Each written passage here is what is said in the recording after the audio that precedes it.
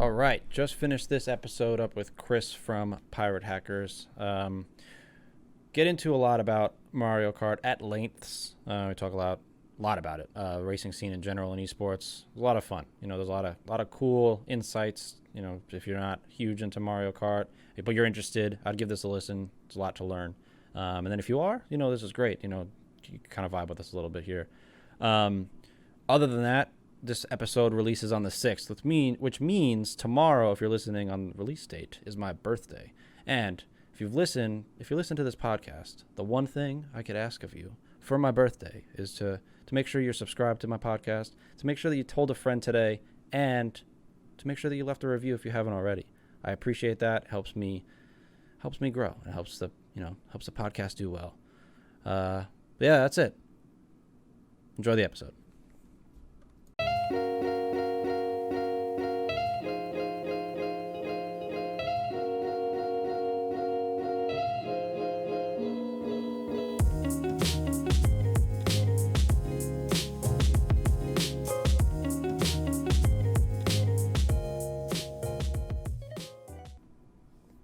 Hello and welcome to episode number 23 of the After Hours podcast. Here with me today, I have the co-founder of Pirate Hackers, esports media personality and esports driver, man of many talents, Chris Cunningham.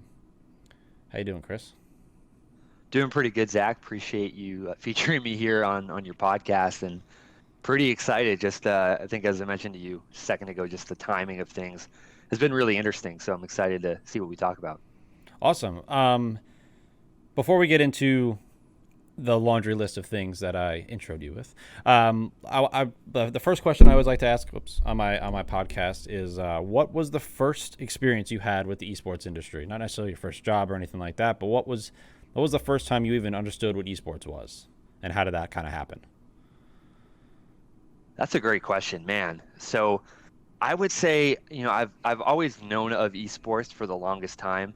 I was starting off, I kind of took up this game way late when I was probably in high school, and it was NASCAR Racing 2003 of all things. And I picked it up literally in 2006 or 2007. And this was like pre-Twitch, I believe, where, there were companies streaming the game on their own with a much harder technical set of equipment. So that was probably some of the instances where I probably learned of the potential of esports and kind of where it was going. Racing obviously being a completely spin-off genre from what normally people think of as esports, but I would have to say probably the reason or the real experience where I kind of got big was probably at the esports arena here in Las Vegas about a year ago. And that's when I kind of realized, okay, now it's kind of being taken a lot more seriously, because I know there have been some guests in the past that have kind of the same situation as me. I'm 27 years old, so I'm kind of already like a little bit over the hill when you think of esports, especially with these younger generations getting in now, being more accustomed to games. So it's kind of unique. It's kind of resurfacing now, and it's much more mainstream than it was. But I would probably have to say back into 2007, but I'm super grateful that I'm living out of Las Vegas where it's super present here. Cool. Yeah, that's awesome. Yeah, definitely. It is unfortunate that us slightly older guys are looked at as the older guys, even in our late 20s. It feels, Yeah, I know, it's definitely, wild. it's weird. It's one of probably the only industry that it's like this, that skews this young. But it's cool because I feel, I don't know, I guess there's definitely going to be the growing pains of esports being super young, and that will probably start to rear some type of ugly head at some point. But until then, it's really cool that there's a big majority of the industry is led by a lot of sub 40-year-olds, with the majority of that being under 30, which is super cool. But only time will tell what will happen there. So to segue, I guess, tell us a little bit about Pirate Hackers, what the organization is, what it stands for, where you guys kind of compete, things like that. Yeah, so Pirate Hackers formed in late March. We officially formed, I guess you could say, in early April of this year, 2019. So Pirate Hackers kind of is considered an international esports organization right now. We're developing into new games, but our primary focus right now is on Mario Kart 8. And it sounds very unique, and that there is actually a competitive scene to Mario Kart 8. And we've been lucky that the HyperX Esports Arena here in Las Vegas, inside of the Luxor Hotel and Casino, they've been putting on a local tournament every Saturday, where we kind of all met, to be honest, and then we kind of built out. This is just generally speaking, this kind of like this team essentially that has been going on and playing not only competitive LAN events but all competitive events online with the competitive Mario Kart community. So it kind of has started and stemmed there, and it was a kind of a really unique journey. But originally, and kind of what we're focusing on now is strictly that game, building that out, and then gradually expanding into others. We have plans to kind of tackle Call of Duty. We kind of started that already, kind of with things inside and outside of our control didn't go like we planned, but that's something we're working on, and we're working on potentially a third game as well. But it's just very exciting. I mean, we kind of started this thing up. There's just a lot going on that I could get into with the arena, with the way the tournaments have been set up, with their scheduling. But it all kind of started just on a whim. You know, a lot of us were on another team in Mario Kart online, and they kicked all the Vegas players out for whatever reason. So we just kind of started this thing up in March and said, you know what, it doesn't really matter what our clan name is. And if you're familiar with Anchorman, you know, we just said, well, we could call ourselves the Pirate Hookers for all we care. Now, granted, that was probably not the best decision from a marketing perspective. We had an adjective in front of the word pirate. It began with a T. I'll just say that.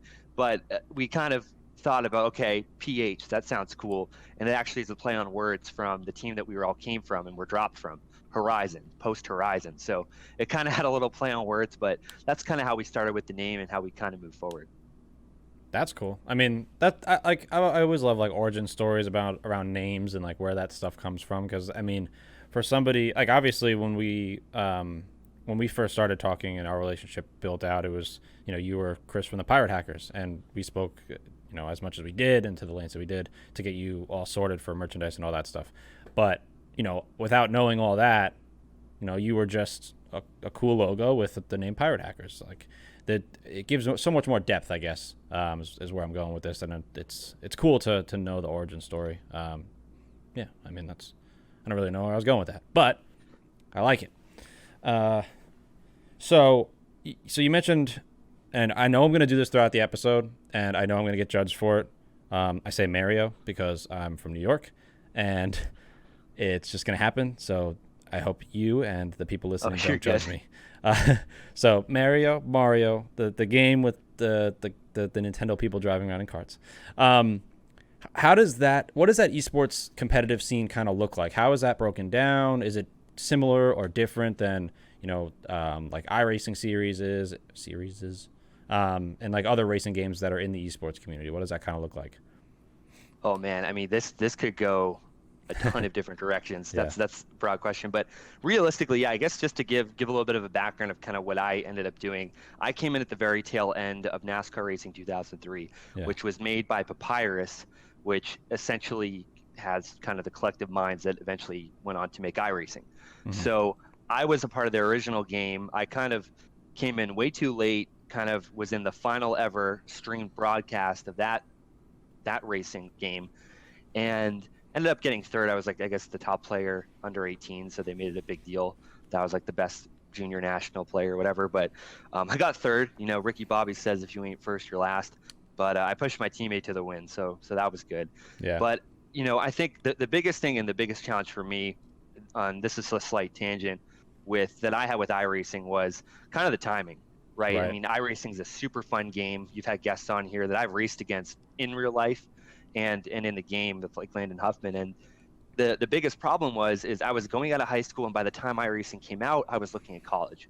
And in college, you just don't have the time to be realistically thinking setups and putting yourself in the mind of an engineer. So I never personally could pick that up and actually get to the level where those top players are competing for $40,000 in their series. So I kind of translated out of that. And so the coolest part about, you know, kind of the Mario Kart scene is that it really kind of is picked up in two different places. And I don't know if I'm divulging from your question or if I'm going back on track with it, but there's the existing competitive side that existed well before Las Vegas and the esports arena took advantage of the game itself. There's about 3,000 players online that are competing, that are on roughly 80 to 100 teams, and they compete in multiple tournaments, multiple leagues.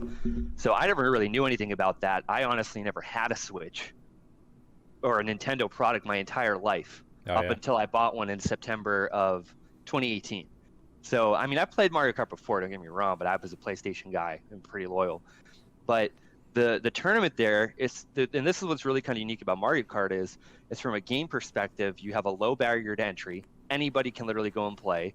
You have a little bit of RNG, which I like because it allows players that are just casual players of the game, I guess you could say, the ability to steal a win from a skill-based player. But there is such a high enough skill gap to where the players that are consistently good can continue to shine, continue to win, given all the right circumstances play out.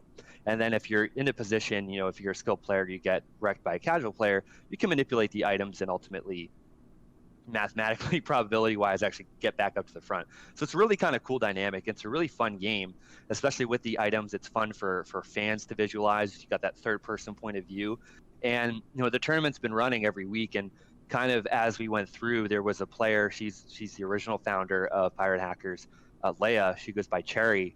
She was the one that was in competitive already, recruiting players from that tournament for the online team that she was originally on. So it was really kind of a unique circumstance, kind of combining the LAN tournaments now with the online racing that we do. And it's a crazy schedule. In some cases it's grueling, but kind of where we are now, approaching almost a full year in, we're kind of sticking with just one game now, kind of getting the process right for it before we expand really too much going on. But with the way things are going, we're into our third season. We have more players than ever. We've dominated recruiting compared to any other team. And the realistic thing that I like about it is not only are we improving online, which is much harder to do because you're facing players from Japan and France, players that are just naturally very good at this game, but we're also dominating all of the U.S. markets like Boston, New York, Austin, Texas, the West Coast, specifically Las Vegas, and all of the players that we have on our squad are actually the leaders of the tournaments in their local areas. So we kind of are actually been dominating it from a couple different angles, which is pretty unique that nobody else in the community has done yet. Yeah, that's awesome. That's definitely awesome. So I guess because I'm only recently into the scene, and I think obviously I've known of the game for a while, but the esports side of it I never really watched until our first phone call. You mentioned it. You said there was an event coming up, and I started like watching it here and there. But as far as for people who like just genuinely don't know, as far as like each race and like a tournament or like a weekend or however it breaks down, what does that tournament look like? Is like a one and done race, like you're used to in NASCAR, or is it more like a bracketed 8 people race and then that moves on, and like how does that kind of break down, like a full on event? That's a crazy question. And that's the thing is, in LAN tournaments and physical tournaments, you're more than likely going to be in a free-for-all format where you're an individual player. In a competitive setting, it's more 6v6. So there's kind of two different dynamics. I've been in tournaments that I've won where they put you against 3 different players, the top 2 advance, and you just gradually just try to outlast and make it to the final 4 and win the final set of races. And every round's kind of about 4 or 6 races. And that's kind of the more traditional tournaments that you see that normally don't get a big enough turnout because it's kind of one-dimensional, but it's still a lot of fun. Yeah. The esports arena, HyperX Esports Arena in Vegas, they had a format. I don't honestly remember because it was a year ago, back when one of my friends, Bear, he's a TO, joined it. But they refreshed the format to make it a little bit more inclusive for some of the casual players in getting into those spots. So how that one works is there's anywhere from up to 72 to 90 something entrants every time, which is crazy for Las Vegas, combination of regulars, tourists, and people visiting the city.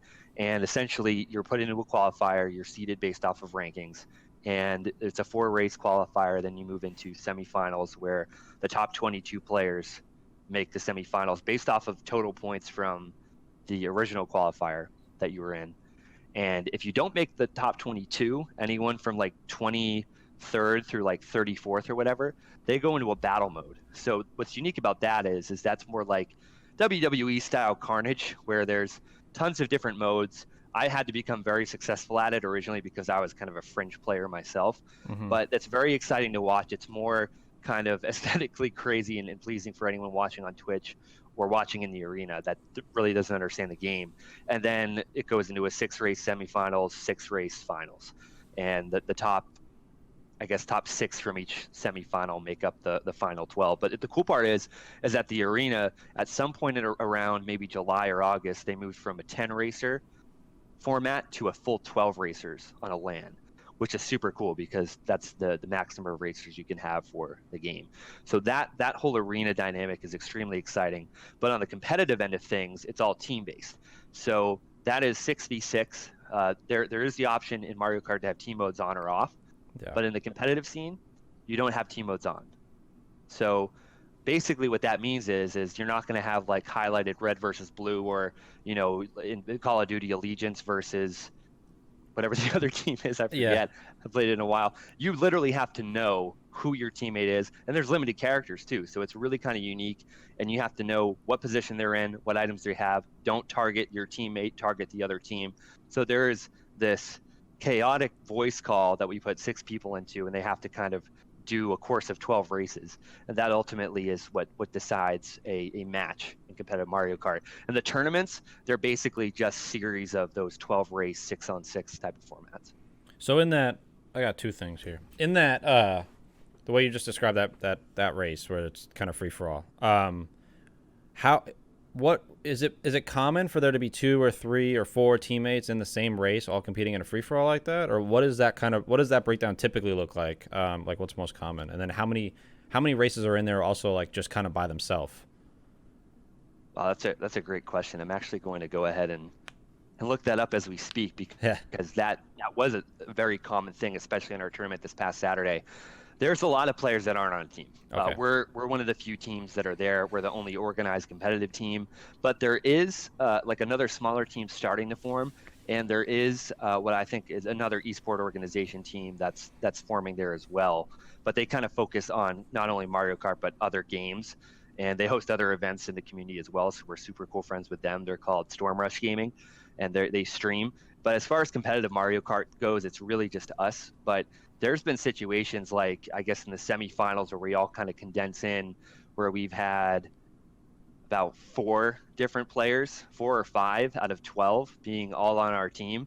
But in a free-for-all format, all bets are off. You know, there are no teammates.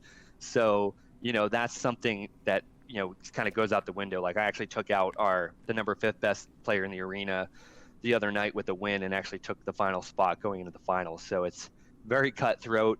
And you can imagine too, with the items and some of the RNG, it's very easy to get tilted in this game too.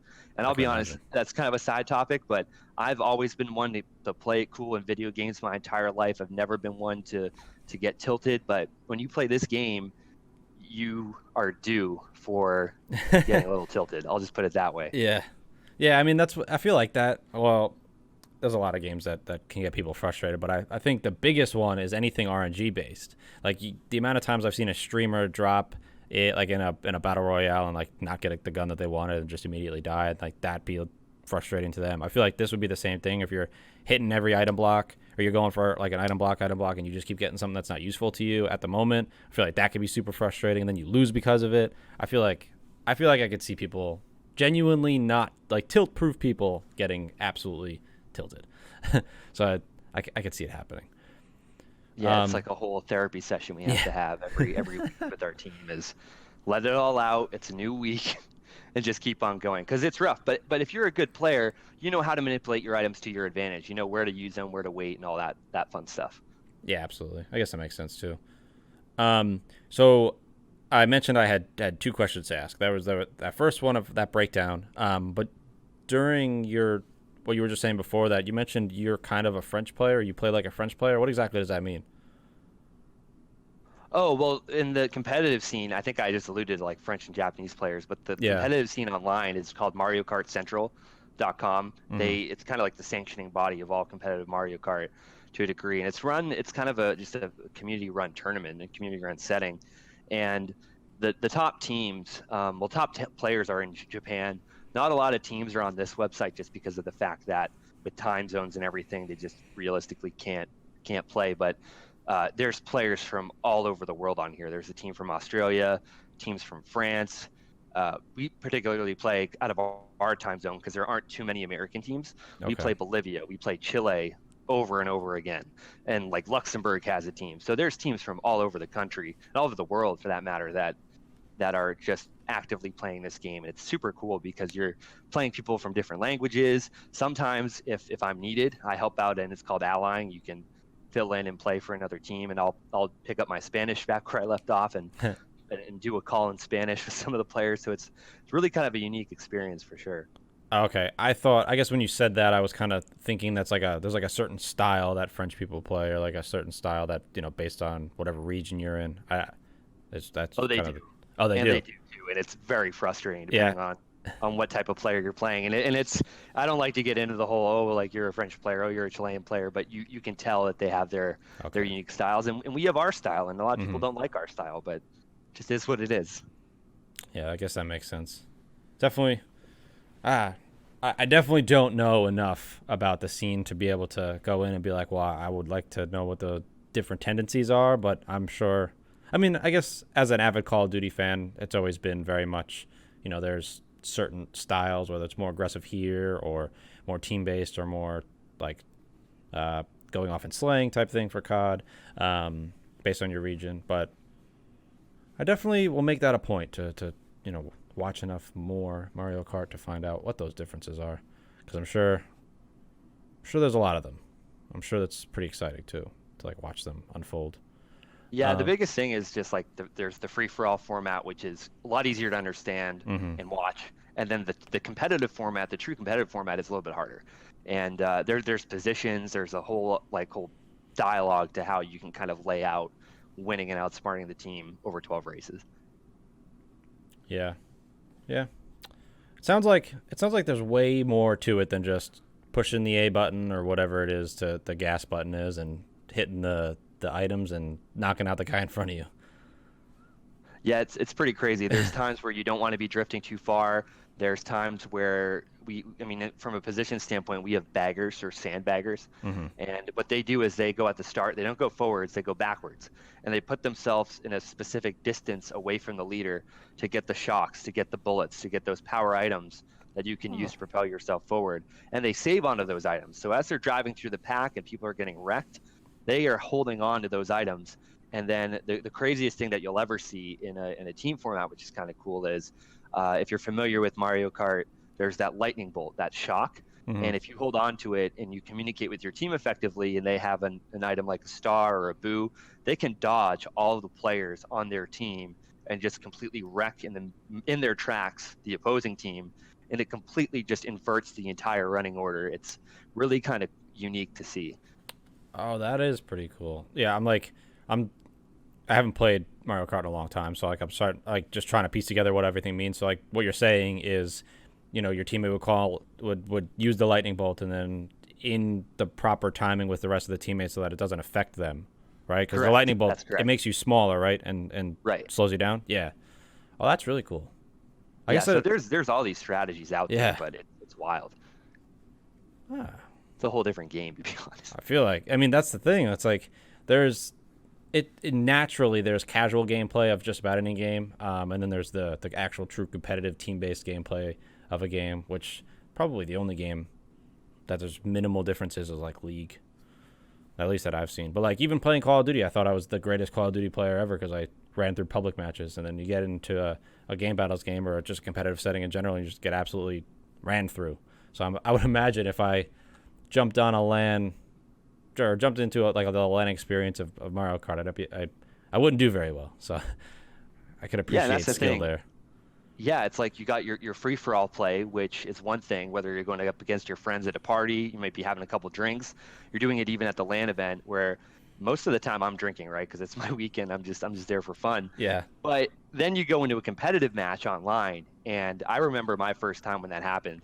I was recruited onto the team. I didn't know how the 6v6 format worked. All I knew was, oh, I'm one of the top racers in Vegas. This is going to be fine. I got this. And then the minute I stepped in there, and this was against an all Spanish team, I was humbled very quickly. Yeah. And they just said, go to the back. You're not going to pass them. No offense, just get the most powerful items you can and let us know what you have. And that was it. And I was way out of my league, and I remember that experience to this day. That's awesome. I feel like that shows, like, that experience kind of shows you that those guys you were playing with were like good enough to understand that you were not going to do well, like personal placement, but then in game told you to go to the back and just get items, and it didn't throw them off. Did you guys end up winning that? No, we lost. Well, the funny thing is I ended up coming in, and I've never played with this team before. Yeah. And usually when you go in, there's a trial period. You have to qualify for the team, whatever the case may be. I just got accepted because I knew Leia Cherry from the Vegas tournament.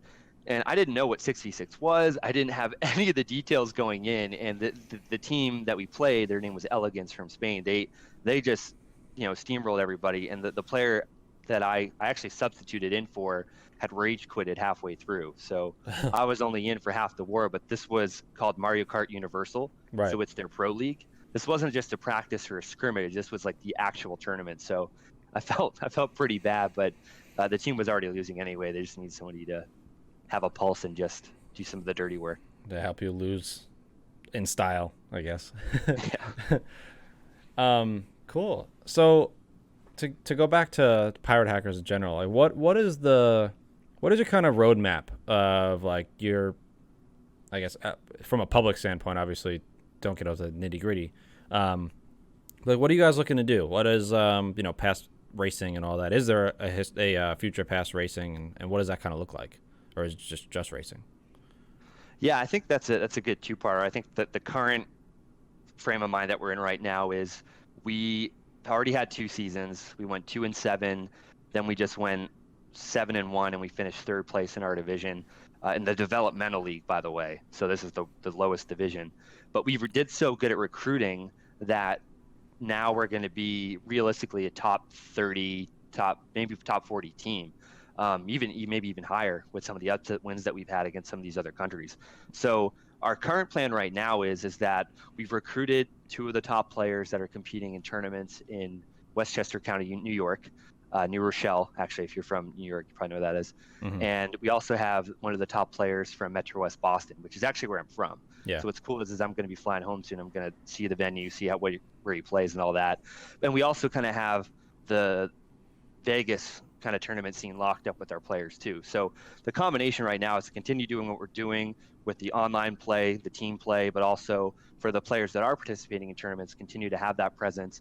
And when there are actually these competitive tournaments, that's kind of where we're shifting our focus to for Mario Kart, at least, is going to Genesis 7, like I'm going to be going to, and playing in the side event there. And then there's another one, CEO Dreamland's hosting another one too. So that's kind of the roadmap for Mario Kart. But I think overall too, as we're expanding as an organization, we're going to try and kind of cement ourselves a little bit more into Call of Duty. We had a rough start there for various reasons, kind of out of our control, and kind of adding in maybe another game momentarily. But that's kind of like the broadest horizons right now. I think realistically, our goal is we're hedging into Mario Kart. We're trying to make it more mainstream. Just even this past couple of days, Nintendo released their numbers for their Black Friday and Cyber Monday deals, and 830,000 units were sold just between Black Friday and Cyber Monday. And there was no special for the Switch. The only unique thing for the Nintendo Switch is that they bundled in Mario Kart. So that's huge. Holy and now crap. That there are these tournaments coming out, it's just a matter of time, I think, before this bubble bursts. And so from the US side of things, there's plenty of other clans that are much better than us all over the world, but we kind of have the stronghold on it. And my biggest concern is trying to, diversify into some other games when we really have a good opportunity here to make Mario Kart more mainstream here in the United States.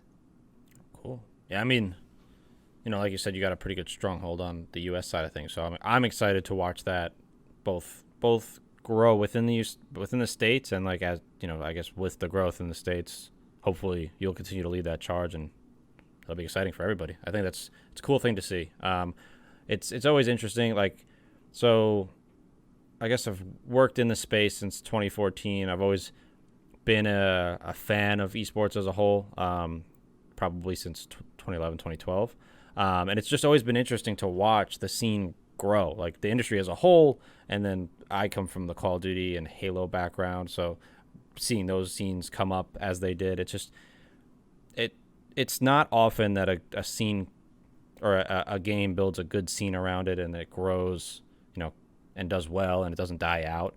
I mean, look at like PUBG is kind of struggling right now. That came up pretty quickly. I don't know what kind of games you follow or don't follow, but I guess what I'm getting at is I'm excited to watch Mario Kart to continue to grow, because the I feel like the racing genre in esports isn't as big as it could be, and between this and iRacing, and I guess there's a few other racing games that are pretty big right now or growing right now. It'll be exciting to see the whole genre of racing just kind of build up in esports.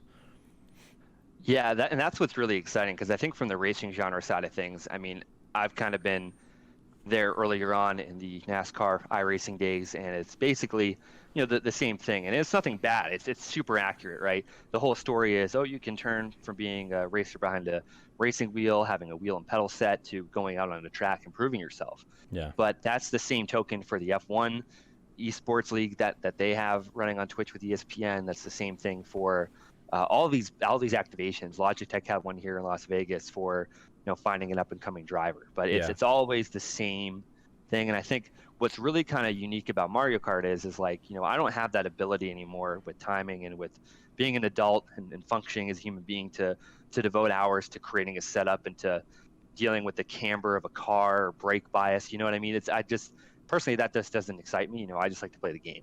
Right. So the arcade-based side of things, where there's so many opportunities with the item management, with just drifting and time trialing and all that stuff, there's still a huge market there in the more casual arcade-based racing game. And it's funny because Mario Kart is basically a borderline kids/party game, but it's actually taking a mind of its own. And even in these arenas where they're throwing these tournaments out, I mean, it sounded borderline like the last tournament I was in this weekend, like it was like the Seattle Seahawks stadium. That's how loud it was. Oh yeah. It was wild. Well, that's cool. I mean, I've been at events that are pretty loud, but I don't know. Without being there, I feel like it still kind of surprises me that type of stadium could get that loud. That's really cool. How many people tend to view or come to watch those LAN events? I would say, Roughly. on a slow week, maybe 80 to 100. But you got to factor in a lot of the younger crowd brings their parents and stuff. So Yeah. I would say for maybe like a night this past weekend, at its peak, there might have been around 150 to maybe I wouldn't say 200, but around there. But for some of the bigger events, for sure, at least 200. Yeah, that's cool. I mean, it's exciting. It's very, very like, it's still very, I feel, niche, and it's one of those things that's, I guess when you build niche, or you build into something that's still very niche, and you get all the kinks out and everything starts to make sense, and then it blows up, it's going to do really well. So like you said before, I think you referred to it as a bubble that's just ready to pop. And I'm excited to see what happens when that bubble pops. Yeah, I think when you think of Mario Kart, right, I don't ever expect it to be like the level of a BR or the Right. level of League. Yeah, I'm being realistic and a realist here. Yeah. But what Mario Kart can do, and this is, I know where you might go with this once I say this word, but it's gonna probably be the WWE of esports. It's meant for entertainment. Yeah. And especially too, you have to be skilled. You have to be well trained to be able to obviously do what you can do in Mario Kart at a top level. But it's going to be designed for you sitting back with the drink. You want to watch something fun. You want to see guys go at it, or girls. That's what Mario Kart can be. And I think it's going to be very exciting. And a lot of these tournament organizers all over the country are finally realizing that. So the really cool thing that we kind of leverage is Allied Esports, which is the parent company of all of these esports arenas all over the country. There's some in Texas, some in Tennessee. There's another one or another set of them on the West Coast in like Santa Ana. But they've provided the opportunity to have it here in Vegas. Mm-hmm. And for the local scene in Vegas, just to put it into perspective, on Tuesdays they have Rocket League. Wednesday night they call it Whiffs for Smash and a few other games in Mortal Kombat. And then Friday it's Friday Frags for Fortnite. But I think that Mario Kart behind Friday Frags, just because naturally they have to have like 70 to 90 players and their parents come in. It's the top in terms of food and beverage sales. Mm-hmm. Because people are drinking, people are with their families. So it's actually created itself a mainstay for the arena, which is actually really cool to see. Yeah, that's awesome. Yeah. I feel like it is only up to go. So, I mean, I've said this now 3 times. I think I'm excited, and now everybody knows I'm pretty excited to watch this game grow. But outside of Mario Kart, what do you do? Let's get into a little bit more about, like, the things that you do outside of Pirate Hackers.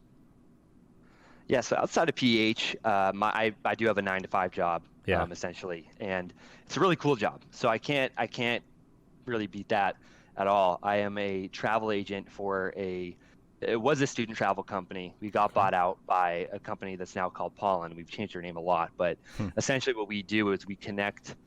It's peer-to-peer selling, so we connect influential ambassadors primarily on a collegiate campus and open their network up, and we're able to offer them things that they're passionate about, whether it be travel trips or club access or restaurants or anything like that. So it's a really cool job. I get to travel a lot.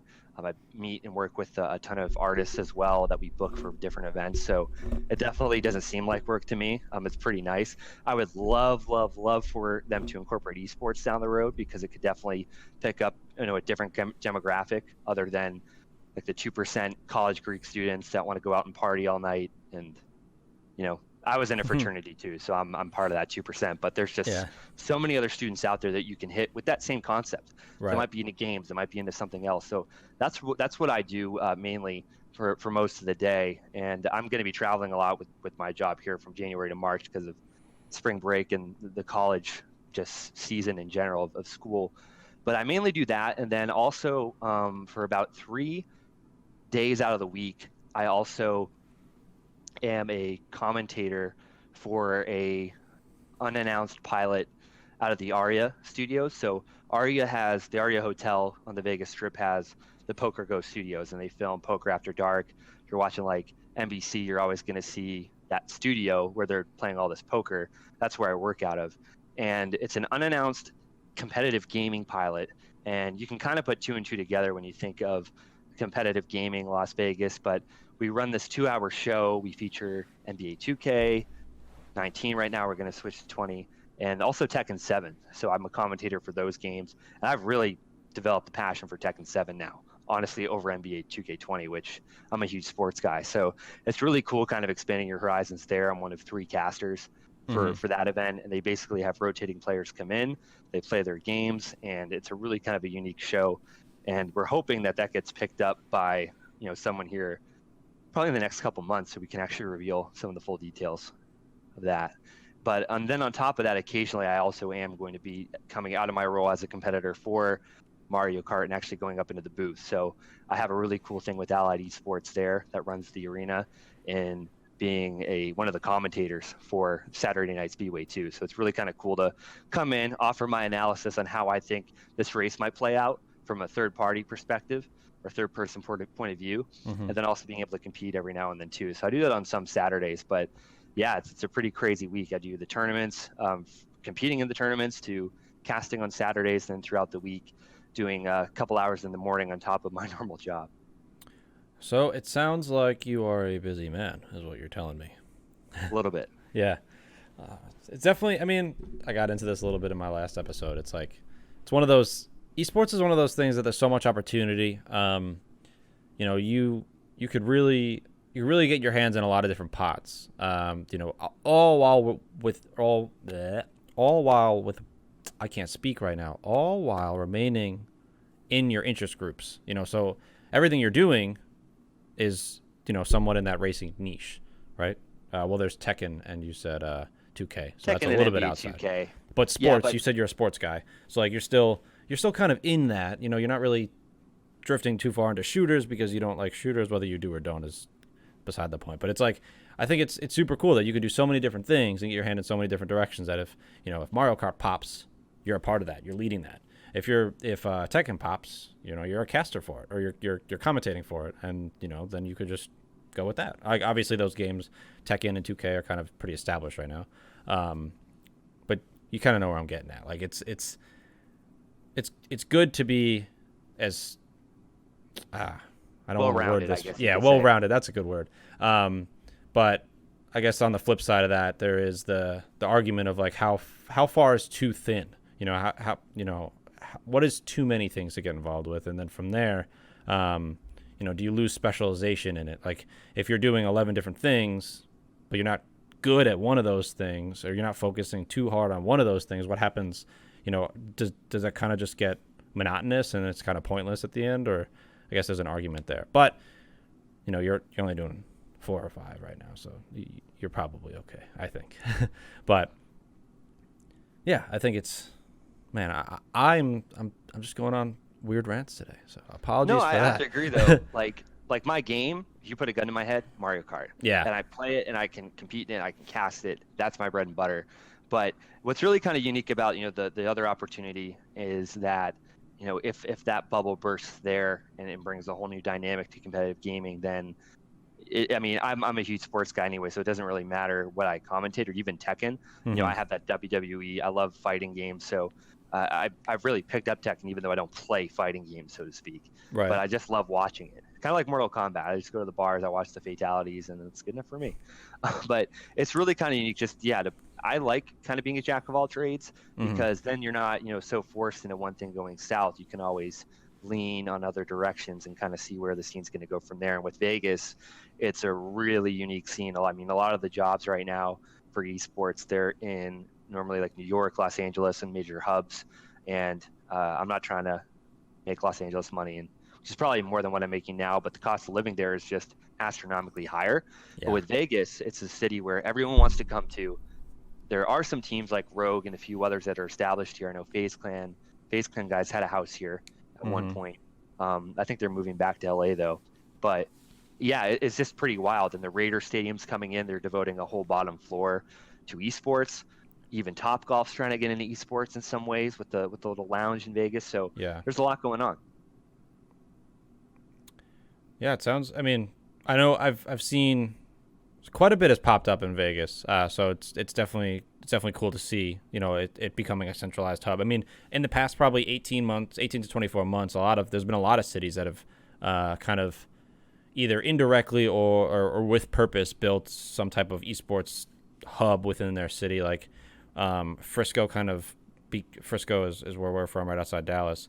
Frisco and Dallas have become very esports centric, which is really cool to see. Obviously, LA has always been very esports. That's where League is. That's where Overwatch is or was. I think next year is going to be all over the place. And New York, like you mentioned. But Vegas, within, like I was saying, the last 18 to 24 months has really popped. And there's been a lot of really cool things there. That stadium has really, I think, helped kickstart that, or at least push it over the edge. So definitely a lot of cool things in Vegas, for sure. Yeah, I didn't even realize it, but I was watching a couple things today, and I think Rick Fox's stream popped up, and they're just doing some charity League of Legends stream, and I just saw Flight in the background. I was like, wait, that's a bar in the Luxor. And then little did I know, there he is streaming in the corner of the esports arena today with a ton of other League players. So it's really cool, what happens on in the arena. I have another really exciting opportunity that might come up here in a couple weeks, involving the arena and a few other things with the major network for Mario Kart potentially. So I haven't gotten that confirmed yet, but it's looking good. So there's a lot going on, and I think like right now it's like right at the timing of that wave where we're seeing just a lot of changes in a lot of these cities, especially with new games, new trends in esports. So it's all very encouraging. Yeah, absolutely. Yeah, esports. I mean, the industry as a whole, it's almost scary to see where it's at. That there's still people out there that don't consider it legit or worth their time or whatever. And I feel like there is one or two more big things need to happen, and it's really, really, really gonna be bigger than it is. Like obviously it's grown so much, but I feel like it's just someone needs to just push it a little more, and it's just gonna explode. And we're getting there. I agree. Yeah. And I'm excited for it. I am too. And a lot of, I think other of your guests have kind of said the same thing, but I just need to kind of reemphasize it, because some people it takes, their time to put their hand on the stove to get burned to realize it's hot. But what's crazy is that, you're making good money even playing Mario Kart to a degree. Really? So I'll just go back there pretty briefly. $700 guaranteed pot in all of our average tournaments. And there's going to be a couple that are going to be over $1,000, even around 12 to 1,300 coming up. So What's crazy is I'm kind of in that position where I might be making, and that's nothing crazy, maybe up to 100, but $40-$50 here and there. But the kids that are at the top, those younger guys, like there's one guy on our team. He's 10 years old. He's one of the youngest players there. He bought a Switch for his brother with his prize money. I was like, holy cow, like Yeah. that's incredible. Like I could never see myself doing that at 10. Yeah. And there's a couple other guys that are around that age, around 15, and I can just do the math in my head. They need to be worried about their taxes. Their parents got to be worried about that a little bit. Let's put it that way. It's nothing crazy, but I mean, Yeah. when you're talking about, obviously the most mainstream example is Booga winning 3 million of I was the just gonna say Fortnite that. World Cup. I mean, to be playing Mario Kart, which is not mainstream at all, and you're walking away with, paying your bar tab, and you're walking away with a little spending money every week. It's pretty nice. So I think the other thing too is we've had like a lot of guys go out after getting Korean barbecue, bowling, some stuff we do as a group, but it's like they have money, some discretionary money now, and it's pretty cool to see. Yeah, definitely. Yeah, I mean, and that's the thing. Like, you look at, I'm not in the League or Overwatch scene deep enough to know what it was like early on, but like Call of Duty, like before the League was around, before there was big money in Call of Duty as a whole, like it was just a passion thing. People just wanted to win, and that's all they cared about. They didn't care about the money. So I think that's why I think Mario Kart's going to do so well, and it's got a good future ahead of it because right now I mean, you mentioned a 10-year-old kid, but among 10, 15, 16, early 20s kids that are doing this, they just want to win. They're just playing to win. They're playing for, the I don't want to use the word clout, the reputation, the first place trophy or whatever it is, the bragging rights. There we go.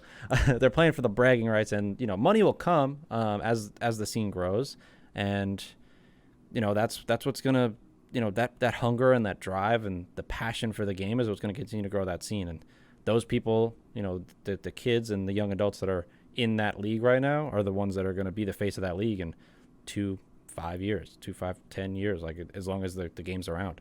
And again, this is probably the fourth or fifth time I said it. I'm excited to watch Mario Kart as a scene grow and the racing scene. But it'll be fun to watch. Yeah, the only thing I just want to add to that, because I don't want to sound like an idiot, is like that's what gave when my parents told me like, what are you doing? You're playing Mario Kart, and I told them, yeah, I'm actually getting kind of good, and I just used that as weight, not so much because I want to make money, but I just used it as weight. Hey, you know what? I made $100 today. I made 40. Oh, okay, now I'm in the 3-digit range.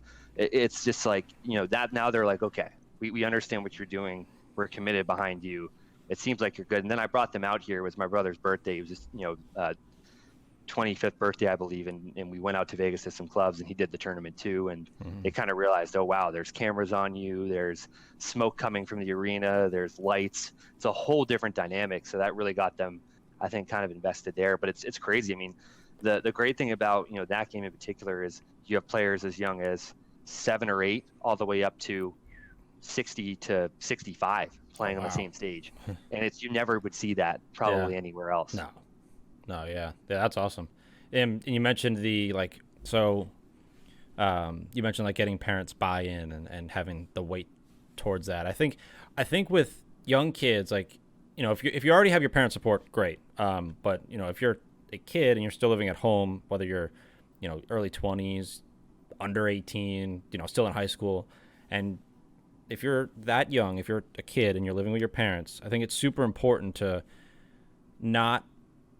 I guess to help them see the value in what it is instead of forcing it. You mentioned you're winning a couple $100 here and there, or however that's spread out.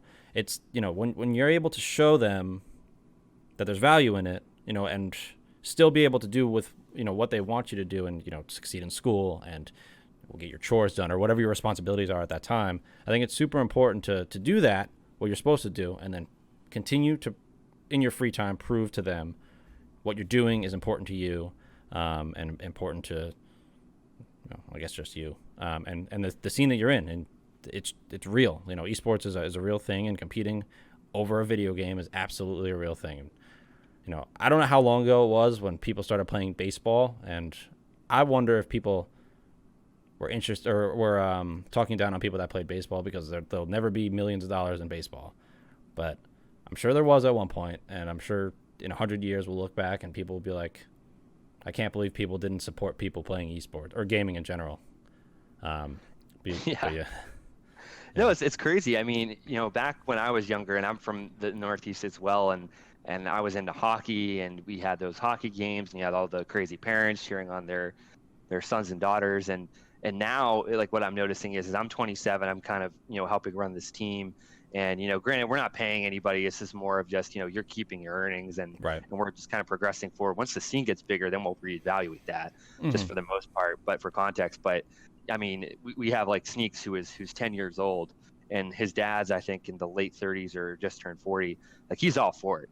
He realizes he's like, wow, like my son is like a prodigy, and he's beating world record guys that are getting flown in for this tournament from just on their own dime that just want to play and see how they stack up.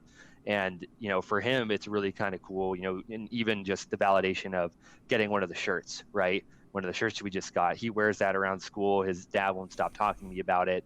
And the cool part is like it's not so much for us about the money. I mean, with the cool thing that we can say, and I don't mind putting in the face of some of the other competitive players in the scene, Hmm. because it's a toxic game. I mean, it really is. It's pretty Right. bad. But we are the highest earning clan in Mario Kart. But what's cool about it is that now it gives some validity to some of these younger guys. Obviously, I try to make sure it's not about that. It's about the game, getting it to go mainstream. That's the goal.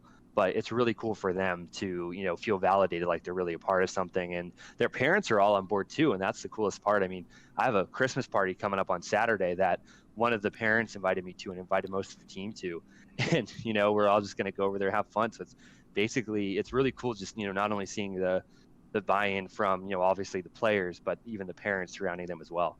Yeah, yeah, that's awesome. Yeah, like, I guess I guess it's a little bit more accepted than it used to be, for sure, more like across the board. But I remember like 4 or 5 years ago, there's a stigma around it. Like really, nobody really thought that there'd be any money in it, and it's good to see that parents especially, are more accepting of esports as a whole. So I'm delighted to hear that the Sneak specifically, parents, or you said dad, support it, or parents in general. But there's only up. We can only go up from here. So I'm excited for esports, and I'm excited for kids to get in younger, get involved at a younger age. Obviously not too young, and you can't pay kids thousands of dollars a month, underage. So don't do that. But there's a good future here, and I'm excited for it. Yeah, I am too, and I think the really cool thing is they're getting a sense of juggling their school with this, and I Yeah. can't imagine even being in that Oh, that me predicament, neither. because there's some guys that respond to some of our Discord messages, and it's like, aren't you still in school? Yeah. Question mark. But because for me, it's like, hey, I get to work from home most of the time. Yeah. That's why I'm kind of like the more responding leader. We have one of our other leaders, Geronimo. He's in the Air Force, so obviously like he can't be on his phone at Right. all Yeah. from like during the day. So it's really kind of unique in that sense. But it's interesting. I mean, the competitive scene, at least in Mario Kart, is skewing really young, like 15 or Hmm. so, and then you obviously have your 20 pluses or whatever. But yeah, it's really cool just seeing how they're going to organize and their life with finances, and obviously they're just love for the game. It's just really exciting to see. Yeah. Yeah. Definitely. Um, cool. So I think we talked. I mean, we definitely talked about Mario Kart in depth. Um, Yeah. I think we covered a good amount of what Pirate Hackers is and will be and continues to be. And we got into a little bit about you, your history, and the different things, the laundry list of things that you do. Was there anything that we didn't get into that you were interested in, getting off your chest, or telling the people in general, or whatever, or something we didn't get into Yeah. deep enough? I mean, I think the only real side of things is just kind of that business or side of things, and kind of like growing. I mean, I've done a couple really cool projects recently, like the Xavier Woods 6v6 in Mario Kart, where it was Bear, who's a huge tournament organizer here in Las Vegas. He does lead Evo, he does Genesis 7, doing that 6v6 style format, but more for just a fun type of environment between pro wrestler and some of the top Vegas streamers. We had some good turnout for that, which is pretty cool. So I think, definitely no matter what game you're in, you could always find those unique avenues to kind of, you know, use it as a good marketing ploy to just push forward, right? And I think that's what's really interesting, that, now Xavier Woods, who's a WWE wrestler, tore his ACL, He's on the mend now, but he's recovering. Is now has this freedom to do that, and has even, given us the opportunity to be a part of a show. I think that's a really kind of a cool thing that featured a few of the PH guys. So there's stuff like that, and then now there's other companies as well that are looking into the stream, and we're hopefully kind of banking on the fact that Nintendo's all seeing this and that Right. they're ultimately going to be growing the scene better. But I think, the only other thing is just from more of like a macro business level, just trying to be creative and find some partners and find some real evangelists of the game and really connect with them to see how you can kind of grow the community.